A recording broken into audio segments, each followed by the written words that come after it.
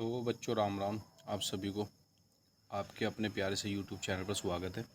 और जैसा कि आप जानते हैं कि हम 4 क्लास पहले करा चुके हैं और आज ये 5th क्लास है हमारी। ठीक है, कौन सी क्लास है हमारी? 5th क्लास है।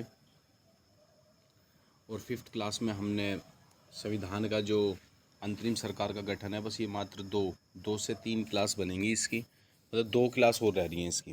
ठीक है, तो चलो हम चलते हैं बिना टाइम वेस्ट किए हुए। और आप लोग यार वीडियो शेयर नहीं कर रहे हो, वीडियो शेयर करिए, चैनल को सब्सक्राइब करिए। चलिए हम चलते हैं। अभी तक हमने क्या पढ़ा था कि सबसे पहले अब हम यानी कि अंतिम सरकार के गठन पर आ जाएंगे। किस पर आ जाएंगे? अंतिम सरकार के गठन पर। यानी कि गठन से पहले हमने क्या पढ़ा था? कैबिनेट मिशन पढ़ा था जो 1946 में आया था। ठीक है, उसके बारे में कुछ चीज़ें स्पेशली पढ़ी थी, जैसे 16 मई 1940 को मिशन में भारत के में तत्काल एक अंतिम सरकार की स्थापना की गई थी। ठीक है, तो इसी तरीके से हमने पुराना पढ़ा था जिसमें कि 3 सदस्य बनाए गए थे, स्टेफोर्ड क्रिप्स, लॉर्ड पैथिंग नॉरेंस और A.V. अलेक्जेंडर थे शायद। ठीक है, 3 ये सदस्य बनाए गए थे। इससे भी और आगे पीछे भी और चीज़ें पढ़ी कि जिस तरीके से हमारा 1935 का संविधान अधिनियम हुआ। ठीक है, फिर 1919 का एक्ट आया। ठीक है, तो ये अलग अलग चीज़ें से हमने संविधान का एक बेसिक स्ट्रक्चर, मतलब बेसिक क्या, ये तो मतलब बहुत अच्छे बेसिक टू हीरो तक की ये सीरीज है, basic to hero, zero to hero से। ठीक है, और इसमें हम स्टेट लेवल के एग्ज़ाम से लेकर और केंद्र सरकार के एग्ज़ाम तक हम सारे कवर कर रहे हैं। पर इसकी अहमियत ये है कि आपको देखने तो ही लग रहा होगा कि ये हाथ से लिखा हुआ है। देखो, हाथ से लिखा हुआ है पर ये मेहनत द्वारा लिखा हुआ है। और इसमें ऐसा नहीं है कि इनको कहीं से भी ऐसी तैयार कर दिया गया। ठीक है, आपकी जो परीक्षा वाणी की जो बुक है उसके अंदर से मटेरियल तैयार किया गया है। और ये बहुत अच्छा कंटेंट है एक ग्रेजुएशन लेवल के एग्ज़ाम तक के लिए। ठीक है, अब आपको तो पता ही होगा, जो बच्चा अच्छी से तैयारी कर रहा होगा पुरानी, वो परीक्षा वाणी की संविधान की बुक के बारे में रूबरू होगा। ठीक है, UPSC लेवल के एस्पिरेंट भी पढ़ते हैं उस बुक को। तो जब इतना डेप्थ में ये चीज़ें जा रही हैं, इसी वजह से हमें थोड़ा लेट हो रहा है। ठीक है, पर चलो कोई नहीं। 2 सितंबर 1946 को पंडित जवाहरलाल नेहरू के नेतृत्व में एक सरकार का गठन किया गया। एक मिनट पहले इसे कर लेता हूँ थोड़ा सा। तो किसके? पंडित जवाहरलाल नेहरू के नेतृत्व में क्या किया गया? एक गठन किया गया। नेतृत्व में एक अंतिम सरकार गठित हुई जिसके वायसराय और अध्यक्ष कौन थे? वेवेल था, जिसकी उपाध्यक्षता जवाहरलाल नेहरू सहित परिषद में कुल 13 सदस्य थे। यानी कि जवाहरलाल नेहरू के सहित 13 सदस्य टोटल थे। और उसमें जो इनका नेतृत्व किया था वो वेवेल ने किया था, इसलिए इसे अंतिम सरकार का गठन कहा गया। अंतिम सरकार का गठन का मतलब यह है कि 1946 में सबसे अंतिम सरकार बनी और उस सरकार के अंतर्गत 13 सदस्य थे, जिसको संविधान के बारे में बनाने की प्रक्रिया चली। संविधान सभा का गठन कब हुआ? देखो, भारत में संविधान सभा के सिद्धांतों का दर्शन सर्वप्रथम तिलक के निर्देश में तैयार हुआ। 1895 ईस्वी के स्वराज विधेयक बिल में होता है। 1922, देखो ये तो कटा हुआ है, ठीक है, इसे काट देता हूँ पहले।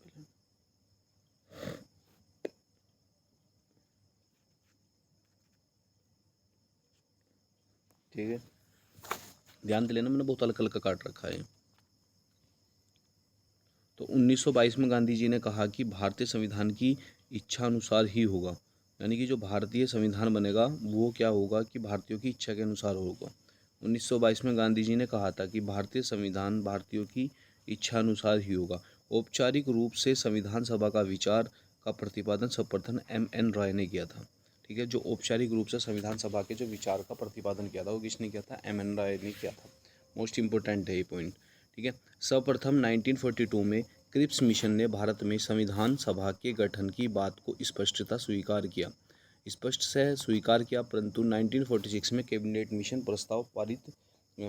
प्रस्ताव द्वारा इसे व्यवहारिक रूप से प्रदान किया जा सका। ठीक है, व्यवहारिक रूप से।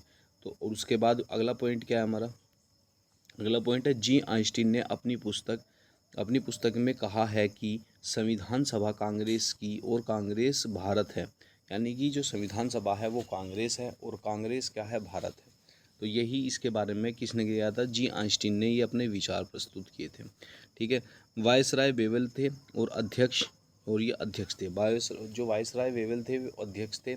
जवाहरलाल नेहरू उस कमेटी के कार्यकारी परिषद में विदेशी मामले तथा राष्ट्रमंडल में क्या थे, सदस्य थे। सरदार वल्लभ भाई पटेल गृह एवं सूचना प्रसारण मंत्री थे उस समय। ठीक है, गृह सूचना प्रसारण मंत्री जो इस समय पर, ठीक है, तो कौन थे, गृह सूचना मंत्री थे। और ये अखंड भारत की मांग करते थे। अब ये चौथा कौन सा है, बलदेव सिंह। चौथा कौन सा है, बलदेव सिंह। तो बलदेव सिंह रक्षा मंत्री थे। सी राजगोपालाचारी शिक्षा मंत्री थे। राजेंद्र प्रसाद खाद्य एवं कृषि मंत्री थे। अरुण आसफ अगली तो कौन थे, रेलवे परिवहन के मंत्री। कौन थे, रेलवे परिवहन के। जैनेन्द्र नाथ मंडल कौन थे, विधिलिंग थे। कौन थे, विधिलिंग थे। और 9 दिसंबर 1946 को संविधान सभा के प्रथम अधिवेशन में लिंग के प्रतिनिधित्व शामिल हुए। किस में, 9 दिसंबर 1946 में क्या कौन शामिल हुए, प्रतिनिधि शामिल हुए। संविधान की कौन सी बैठक थी, प्रथम बैठक में। कुल कितने सदस्य शामिल हुए, 207 सदस्य ही उपस्थित थे। संविधान सभा की कुल उक्त बैठक में दिल्ली में दिल्ली में हुई थी। उसके बाद उसके अस्थायी अध्यक्ष कौन थे, अस्थायी अध्यक्ष कौन थे, डॉक्टर सच्चिदानंद सिन्हा। और स्थायी अध्यक्ष कौन थे, डॉक्टर राजेंद्र प्रसाद। ठीक है, बात ध्यान रखना है। स्थायी तो थे हमारे डॉक्टर राजेंद्र प्रसाद, और जो अस्थायी थे डॉक्टर सच्चिदानंद सिन्हा थे। ठीक है, जो 9 तारीख को बने थे। और 11 तारीख को बने थे कौन, हमारे जो दूसरी बैठक हुई थी कौन बने थे, बताओ, डॉक्टर राजेंद्र प्रसाद। देखो सामने लिख भी रहा है, 11 दिसंबर 1946। अगर उसका आ जाए कि प्रथम जो अध्यक्ष थे वो कौन थे, तो 9 दिसंबर को बने थे डॉक्टर सच्चिदानंद सिन्हा थे। ठीक है, 1946 में। पर जो दिल्ली की बैठक हुई, दिल्ली की बैठक में ही संपन्न हुआ, तब स्थायी अध्यक्ष में ही संपन्न हुई तब बैठक। तो बैठक कहाँ हुई, दिल्ली में हुई, संपन्न हुई तब। और स्थायी अध्यक्ष कौन थे, डॉक्टर राजेंद्र प्रसाद का निर्वाचन हुआ। किसका हुआ, डॉक्टर राजेंद्र प्रसाद का निर्वाचन हुआ। संविधान सभा की प्रारूप समिति के अध्यक्ष कौन थे, डॉक्टर भीमराव अम्बेडकर। प्रारूप समिति के पूछ ले, भीमराव अम्बेडकर। और झंडा समिति के पूछ ले, तो झंडा समिति के थे हमारे कौन थे, बताओ, कमेंट करके बताओ जल्दी से, झंडा समिति के कौन थे।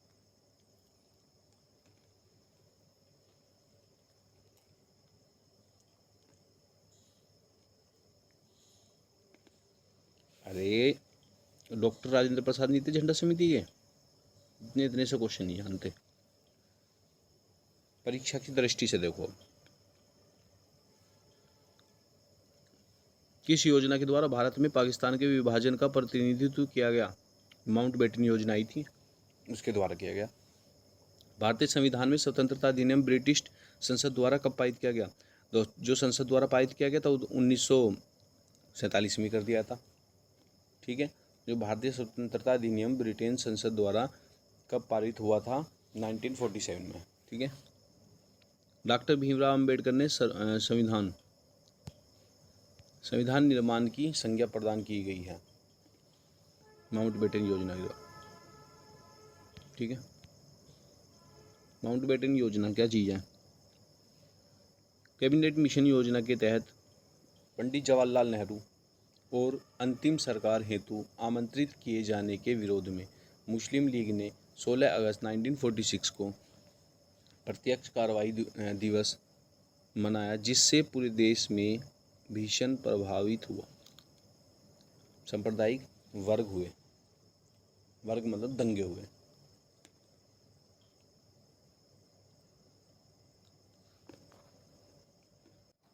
देखिए, दोबारा देखिए,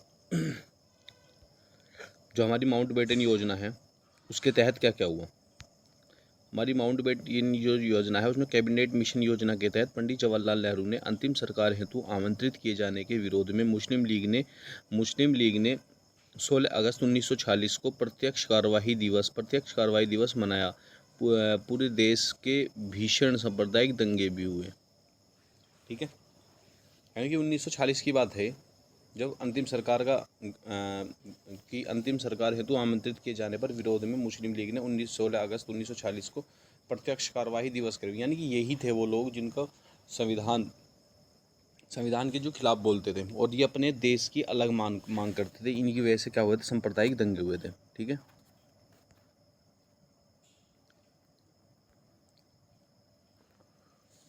3 जून क्या है, 3 जून 1947 को माउंटबेटन ने अपना बयान जारी किए, जिसे जारी किए माउंटबेटन योजना कहा जाता है। इसे 3 जून योजना का मन बाटन योजना या बाल्कन प्लान की संज्ञा से भी अभिहित किया गया। ठीक है, बाल्कन प्लान की संज्ञा से। भारतीय संविधान अधिनियम 1947, देखिए मोस्ट इंपोर्टेंट है 1947 का। 18 जुलाई 1947 को क्या हुआ, राजकीय स्वीकृति प्राप्त हुई। किसको, 18 जुलाई 1946 को क्या हुई, राजकीय संस्कृति प्राप्त हुई। उसके बाद भारत में माउंटबेटन का गवर्नर जनरल तथा पंडित जवाहरलाल नेहरू को प्रधानमंत्री बनाया गया, जबकि पाकिस्तान में मोहम्मद अली जिन्ना को गवर्नर जनरल तथा लियाकत अली को प्रधानमंत्री बनाया गया। ठीक है, भारत में किसको किया गया था, माउंटबेटन योजना के तहत गवर्नर जनरल किसको बनाया गया था, तथा पंडित जवाहरलाल नेहरू को माउंटबेटन योजना के तहत तो गवर्नर जनरल वही थे, पंडित जवाहरलाल नेहरू को प्रधानमंत्री बनाया गया, जबकि पाकिस्तान में मोहम्मद अली जिन्ना को गवर्नर जनरल बनाया गया और लियाकत अली को क्या बनाया गया, प्रधानमंत्री। आई बात समझ में।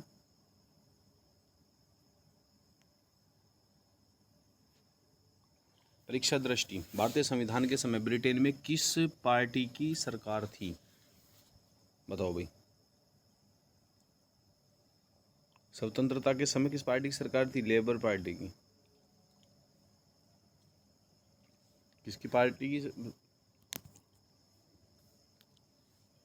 बताओ किस पार्टी की सरकार थी, लेबर पार्टी की सरकार थी। मोस्ट इंपोर्टेंट क्वेश्चन है, इसे नोट कर लेना। स्वतंत्र भारत के प्रथम गवर्नर जनरल कौन थे, लॉर्ड माउंटबेटन। ठीक है, लॉर्ड माउंटबेटन, यानी कि प्रथम गवर्नर जनरल पूछ ले, प्रथम गवर्नर कौन, जो माउंट पे बैठा होगा, तो माउंटबेटन से बैठा। भारत पाकिस्तान के मध्य सीमा निर्धारण के लिए गठित सीमा आयोग का अध्यक्ष कौन था, सर रेडक्लिफ थे। भारत और पाकिस्तान के मध्य जो रेखा खींची गई है उसको क्या बोलते हैं, उसका नाम है रेडक्लिफ। ठीक है, दोनों के बीच में खूनी संघर्ष होती है तो रेड हो गई धरती, तो क्या है, रेडक्लिफ है। भारत मंत्री सचिव का पद कब समाप्त कर दिया गया, भारत मंत्री सचिव का पद 1947 में भारतीय स्वतंत्रता अधिनियम द्वारा समाप्त कर दिया गया। किसके द्वारा, भारतीय स्वतंत्रता अधिनियम के द्वारा समाप्त कर दिया गया। आई बात समझ में। ब्रिटिश सम्राट का देशी रियासतों पर प्रभुत्व कब समाप्त हो गया, ब्रिटिश सम्राट का देशी रियासतों पर प्रभुत्व 1947 को समाप्त हो गया। कब हो गया, 1947 को, 1947 को समाप्त हो गया। दोनों अधिराज्यों की सीमा का निर्धारण करने के लिए दो सीमा आयोग गठित किया गया, जिसके अध्यक्ष सर रेडक्लिफ थे। दोनों अधिराज्यों की सीमा का जो निर्धारण किया गया दो सीमा आयोग द्वारा किया गया, जिसके अध्यक्ष कौन थे, सर रेडक्लिफ थे। महत्वपूर्ण बिंदु और देख लो, महत्वपूर्ण बिंदु क्या क्या है। भारतीय स्वतंत्रता अधिनियम 1947, मेरी बस बात ध्यान से सुनते रहना।